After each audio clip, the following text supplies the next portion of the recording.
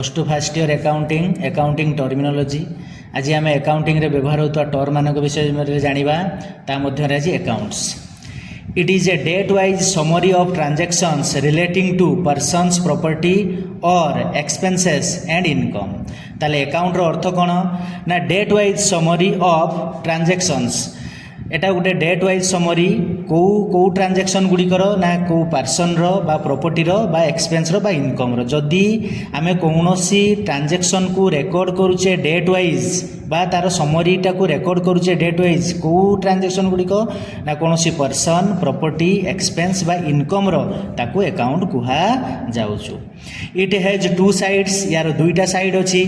The left hand side of the account is called debit and the right hand side is called credit ताहले यार दुईटा side अच्छी यार left hand side को कौन कहुच्छे ना डेबिट कहुच्छे एवं राइट हैंड साइड को क्रेडिट बोली कहुच्छे। The transactions of similar nature are recorded at one place which is called an account